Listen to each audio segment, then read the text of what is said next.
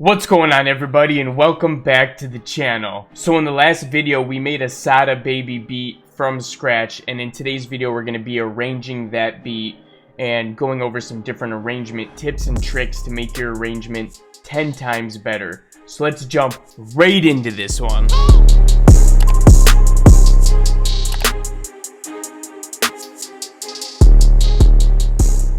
Just as a quick reminder, leave a comment on this video to enter yourself in to win my new drum kit absolutely for free.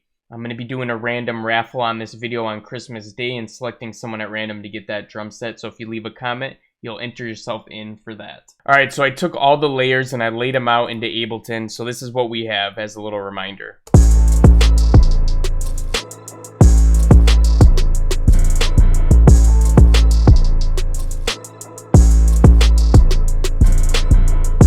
And just so you guys know, we are in 90 BPM right now. So 4 bars is going to be like equivalent to 8 bars in a higher BPM. Alright, we're just going to copy this over a bunch of times and start tearing it apart. So I'm starting with the 808 and just the piano, and then I'm going to introduce all the instruments in, and then the drop's going to come in on this next part.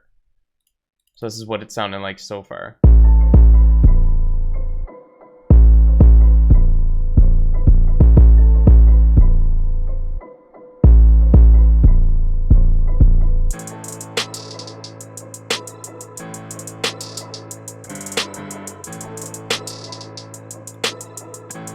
And we'll go into the drop.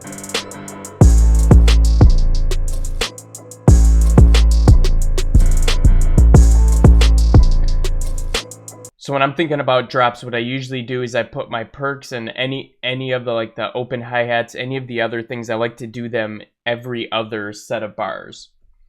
So for the example, the open hi-hat, I'm going to have that come in right away on the drop, but I don't want it to be in every part of the drop. So I'm probably going to do something like that. With the perks, I might leave them in the whole time.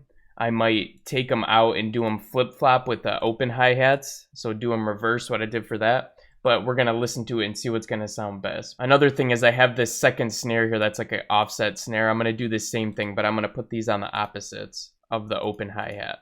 So they're not going to come in right away. Another cool thing that I like to do that adds a little bit of more aggression into the beat is if you have a layered clap and snare like we have right here, what you can do is you can take the more dominant one, which in my case is a snare, it's the louder one, and we'll have that play first, and then we'll have the clap come in for the second part of the 4-bar segment, or 8 bars, depending on what the BPM is of your track. So when it comes in the second part like that, it comes in twice as hard, and you can just keep doing this over and over the whole time.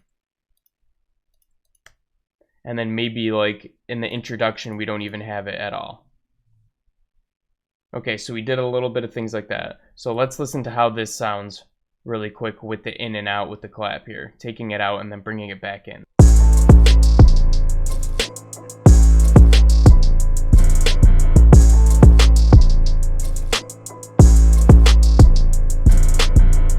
So it just changes up the dynamic just a little bit more.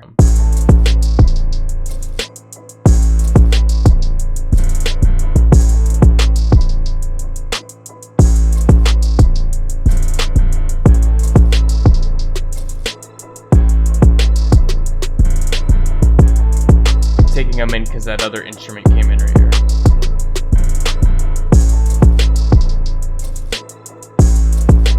Alright, I think we're going to do something like that. Now let's go back up to the instruments because I noticed we didn't change these up much. So the drums, we got a nice little pattern going. It's not the same every time. Now let's go up here and we can even change up the kicks and 808s because I don't like the kick to go the whole time. I like to do the kick every other, and then I'll leave the 808 going for the whole drop. Now I like to change up the instruments like every single section, so let's do that. So we have them all come in, and then we go into the drop where it's just the bass piano and the piano. And this will be like our bridge into the next part of the drop right here, with just the 808 and all the instruments.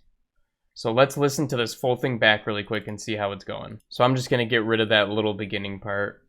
I don't actually like it anymore. Boom. Okay.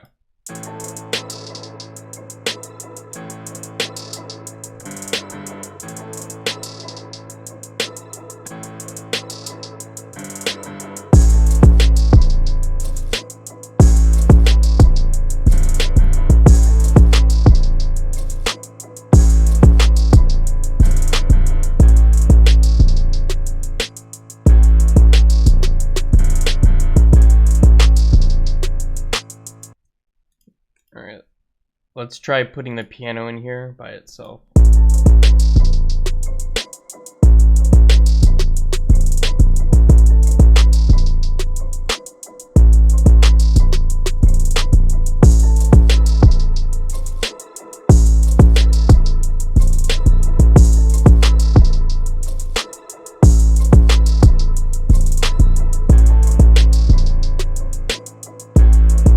Oh yeah, okay, that's it.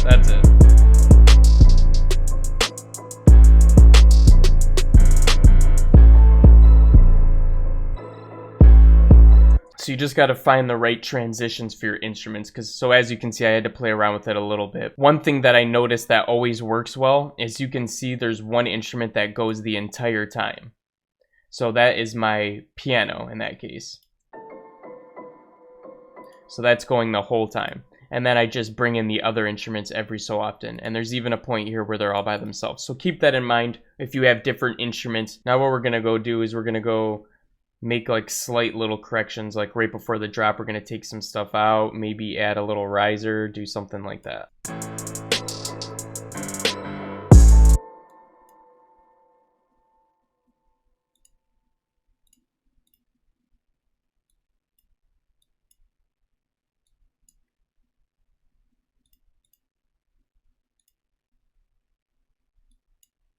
Alright, so I'm going to add like a little riser before the drop here. This is in my new pack too.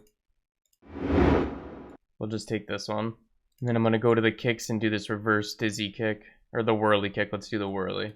And what you can actually do is you can kind of line them up like this and it works pretty well. We're going to put a clipper on that reverse kick. And let's see how this sounds.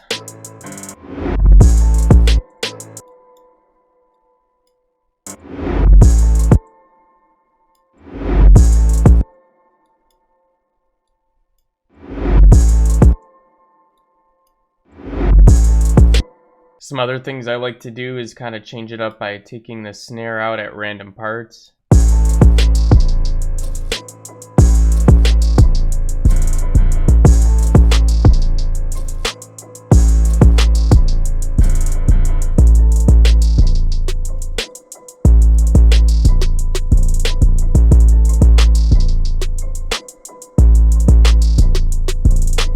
And what I'm going to do is I'm going to take this little sliver right here. I'm going to put it, copy here.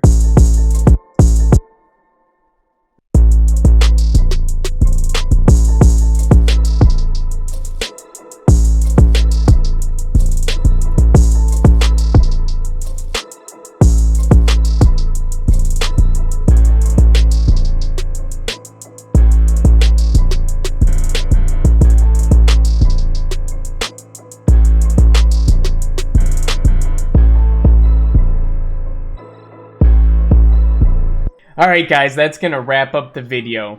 So those are my favorite arrangement tips that I personally like to do. Now there's millions of different things that you could do to make it unique and make it your own, but you're going to have to test them out for yourself.